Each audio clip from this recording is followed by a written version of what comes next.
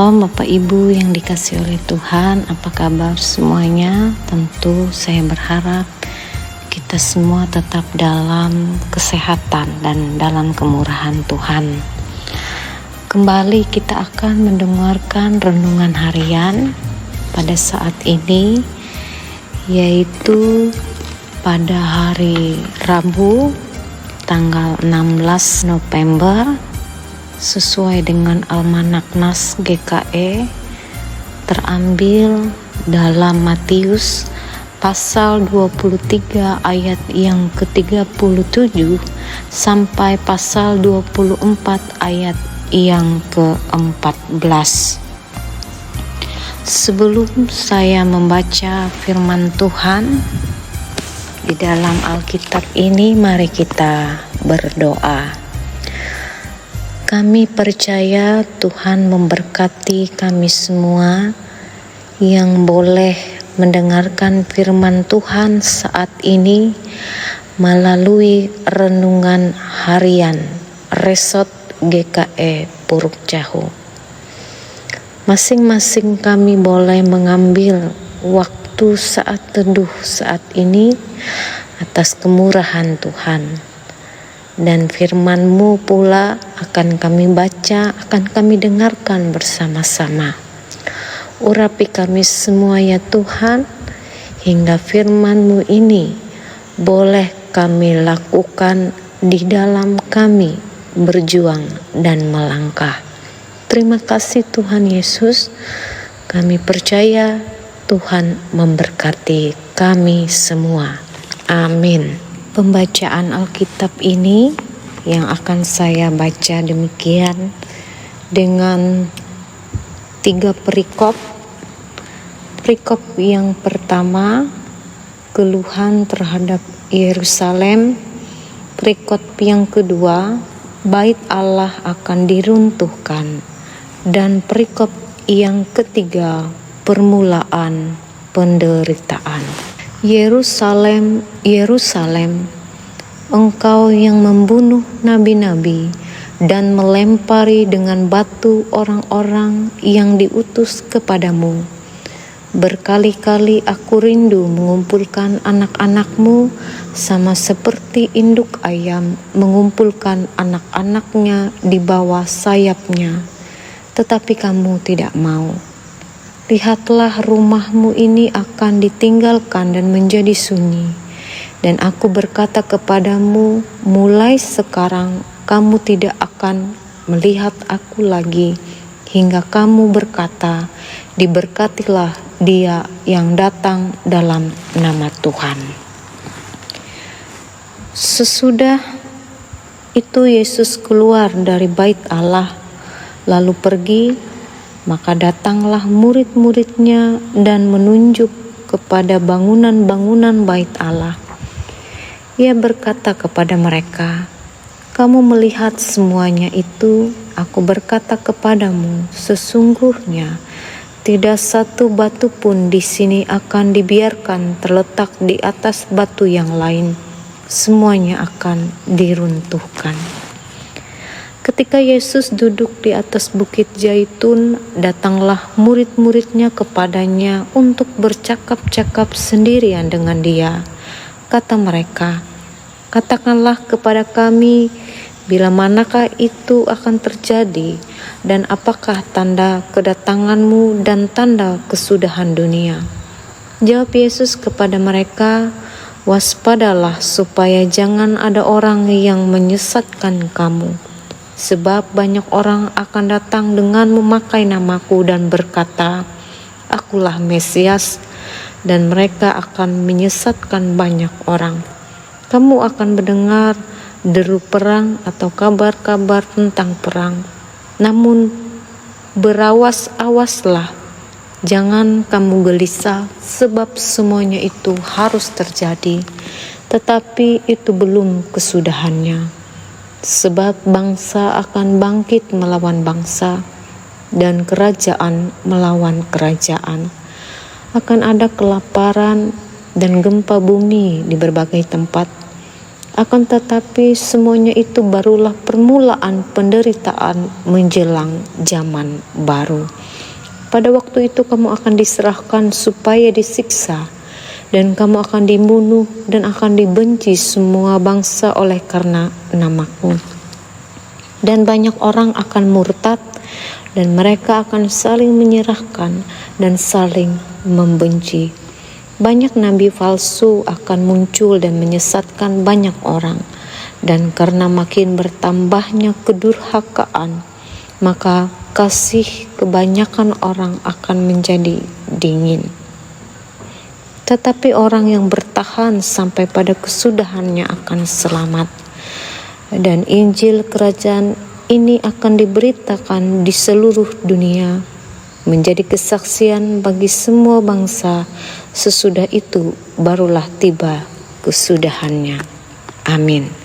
Yang berbahagia ialah mereka yang mendengarkan firman Tuhan dan yang melakukannya hari lepas hari. Amin. Bapak Ibu yang terkasih, kalau kita melihat pada perikop yang pertama mengenai keluhan terhadap Yerusalem, di mana pada saat itu Yerusalem adalah lokasi berdirinya bait suci, sebab di dalam bait suci itu banyak sekali orang-orang yang pada saat itu ingin masuk berbondong-bondong beribadah untuk melakukan pembaharuan di dalam kehidupan mereka. Apalagi pada perayaan keluarnya umat dari pada perbudakan di Mesir. Meskipun demikian, Tuhan Yesus pula mengeluhkan kota itu, sebab di mana dikatakan sebagian besar dari pemimpin-pemimpin agama di kota itu menutup pintu bagi setiap orang yang ingin diperbaharui spiritualitasnya, di mana pada saat itu yang dikerjakan Yesus dan banyak nabi-nabi sebelumnya. Kenapa mereka menutup pintu bagi pembaharuan spiritual? Oleh sebab mereka memilih menganiaya dan melenyapkan pesan bagaimana pembaharuan diri yang disampaikan oleh Tuhan Yesus. Bapak Ibu yang terkasih, keluhan Yesus terhadap Yerusalem mengajak kita untuk lebih memeriksa kehidupan kita, keluarga kita, bahkan hidup kita secara pribadi. Apakah di tengah-tengah kesibukan aktivitas kita, pesan-pesan pembaharuan hidup yang lebih baik yang disampaikan Tuhan Yesus, apakah kita terima dengan serius, dengan rendah hati, atau malah kita menolak pembaharuan tersebut karena kita tidak merindukan kehadiran Yesus yang mengubah spiritual hidup kita, dan malah kita melenyapkan karena kita nyaman dengan kehidupan kita yang penuh dengan dosa. Itu ada di dalam kehidupan kita masing-masing, pribadi lepas pribadi. Apakah kita ingin menjadi yang lebih baik atau yang sebaliknya?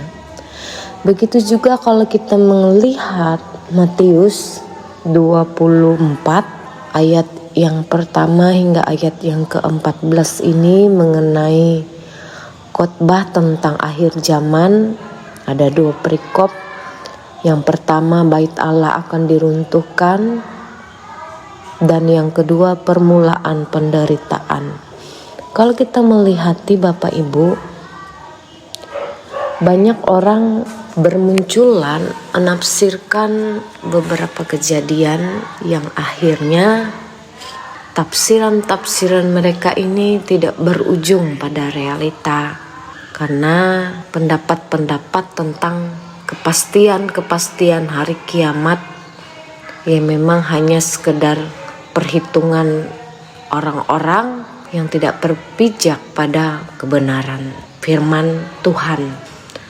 Dalam bacaan kita hari ini sangat jelas dikatakan bahwa tanda-tanda zaman memang dapat diamati, tetapi tidak bermaksud membuka kesempatan bagi manusia untuk menentukan kapan itu.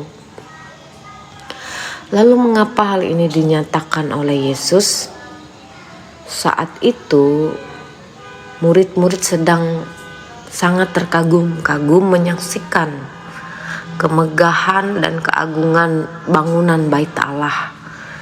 Namun Tuhan Yesus membuat mereka tersentak dengan pernyataan yang begitu sangat menyedihkan. Itu pada ayat yang kedua. Mendengar hal ini mereka menjadi bertanya-tanya lebih lanjut tentang kesudahan zaman. Itu pada ayat yang ketiga. Yesus tidak secara langsung menjawab pertanyaan, tetapi dikatakan memberikan nasihat bagi mereka untuk mengamati tanda zaman itu. Dan kalau kita melihat Bapak Ibu yang dikasihi Tuhan, ada banyak berbagai malapetaka perang dan bencana alam yang terjadi, penyiksaan dan pembunuhan, terjadinya permusuhan, ketidakjelasan dasar iman, kasih persaudaraan menjadi rusak. Bahkan dengan jelas dan tegas Yesus mengatakan bahwa semuanya ini akan terjadi sebagai permulaan penderitaan yang menimpa semua orang, termasuk orang yang beriman. Orang-orang yang percaya tidak seharusnya menjadi gelisah. Orang-orang tidak perlu merasa khawatir dan takut mengalami kejadian-kejadian tersebut. Sebaliknya, sebagai orang yang percaya, kita harus berhikmat, kita harus tetap teguh, kita harus tetap setia dalam kehidupan kita pada saat ini. Di tengah-tengah kejadian yang berakibat kerusakan, kehancuran, keruntuhan, dan kebinasaan, ternyata ada yang dapat menghibur kita, karena berita kebenaran Injil akan tersiar dan berkembang ke setiap penjuru di dalam kehidupan kita. Sebelum zaman ini berakhir dan orang-orang yang bertahan sampai akhir akan mendapatkan, dikatakan, kehidupan yang kekal, ayat yang ke-13 sampai ke-14. Ini merupakan misi orang-orang percaya, orang-orang Kristen yang tidak pernah ditelan kekacauan dan kehancuran zaman, karena dikatakan firman yang sesuai dengan kebenaran firman Tuhan ini tidak pernah gagal. Jadi sebagai orang percaya, kita menyadari, kita yakin bahwa kehidupan kita ini bergantung semuanya hanya kepada Tuhan Yesus itu sendiri. Jangan sampai iman kita ini goyah, karena kemenangan orang yang percaya, orang yang setia pun adalah kemenangan yang akan terjadi, karena Tuhan Yesus itu menolong orang-orang yang bertahan sampai pada kesudahannya adalah orang-orang yang selamat.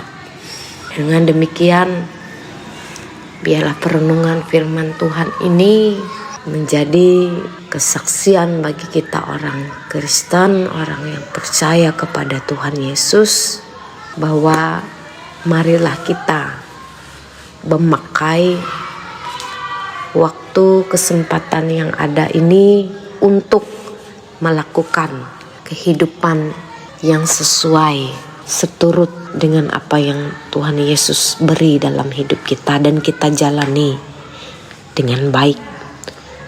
Tuhan Yesus memberkati kita semua. Amin. Mari kita bersatu di dalam doa. Kita akan masuk di dalam doa syafaat. Khusus saya berdoa untuk jemaat GKE Ika Jori Makunjung. Kita berdoa. Terima kasih Tuhan Yesus, kami boleh membaca firman Tuhan, kami pula boleh mendengarkan firman-Mu. Kami bersyukur firman-Mu yang boleh kami dengarkan ini bisa menjadi berkat untuk kami semua. Dan firman-Mu ini adalah tuntunan di dalam kami boleh melangkah dan boleh melakukan aktivitas hidup kami. Jamah dan berikan kekuatan bagi kami semua, ya Tuhan, agar kami dapat bersukacita dan selalu bersyukur di dalam segala hal. Terima kasih kami boleh mendengarkan firman-Mu ini. Ini pula yang akan menjadi contoh dan teladan yang baik, ya Tuhan.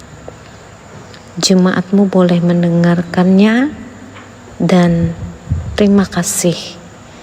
Hari ini kami berdoa untuk jemaat-Mu yang ada di jemaat GKE Ika Jori Makunjung pada saat ini. Baik para pendeta, penatua diakon, dan jemaat Tuhan yang turut ambil di dalam melayani jemaat-Mu yang ada di Ika Jori Makunjung. Pimpin dan sertai mereka semua, ya Tuhan, baik pendeta, penatua, dan diakon, guru-guru agama, dan guru sekolah minggu, kuster gereja Tuhan, dan jemaat Tuhan. Sampai saat ini mereka boleh menyaksikan cinta kasih Tuhan yang luar biasa. Kami percaya mereka pun tetap dalam keadaan yang baik, tetap dalam keadaan yang sehat.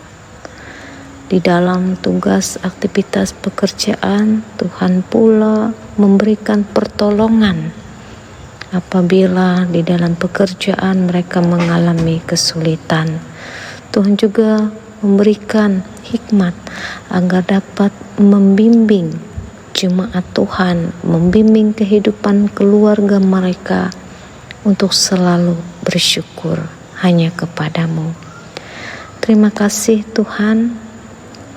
Kami menyerahkan pula kami masing-masing pribadi lepas pribadi pada saat ini, para pendeta